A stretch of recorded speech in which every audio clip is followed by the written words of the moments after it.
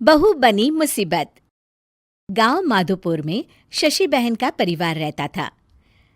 शशि का एक बेटा, बहू और बेटी थी। पति और बेटा किसान थे जो सुबह खेत में जाते और सारा दिन मेहनत के बाद शाम को घर लौटते। शीला भी घर में रहकर सिलाई का काम करती। शीला की बेटी भी बड़ी समझदार थी। वो घर के काम में माँ का हाथ बटाती। लेकिन बहू का हाल निराला था। वो काम कम और मिन मेख ज्यादा निकालती, जिससे शशि और उसकी बेटी काफी परेशान रहते। एक दिन, माँ ये क्या है? ओहो, जितना बोलो लेकिन आप लोगों को तो कुछ समझ में ही नहीं आता। भाभी क्या हुआ? और माँ अभी सिलाई कर रही हैं, उन्हें बार बार मत उठाइए। मुझे बताइए हुआ क्या है?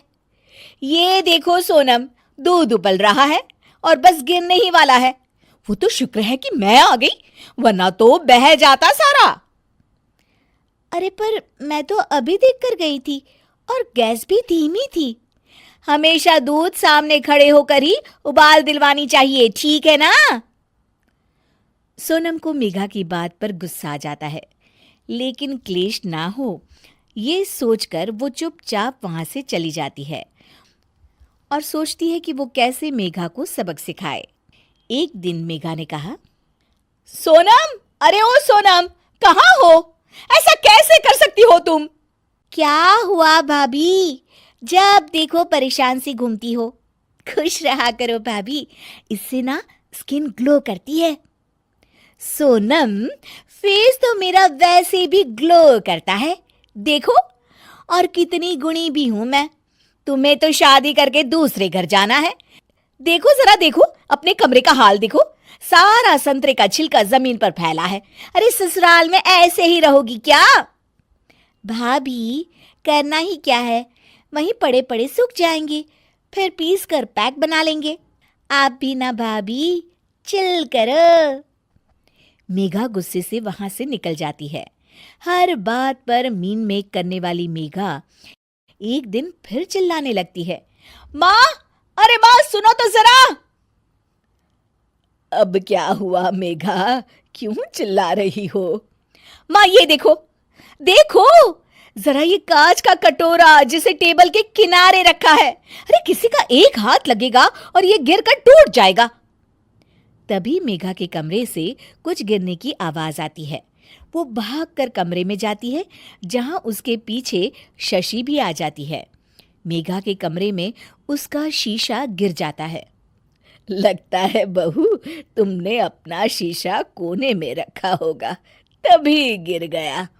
जरा दूसरों को सीख देने से पहले खुद भी अमल कर लिया करो।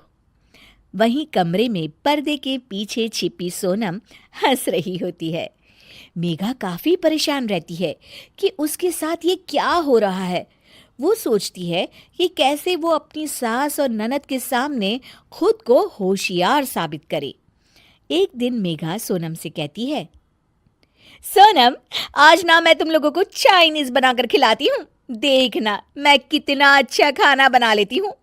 फिर तुम भी ना ससुराल जाकर वैसा ही खाना बनाना और सबका दिल जीत लेना।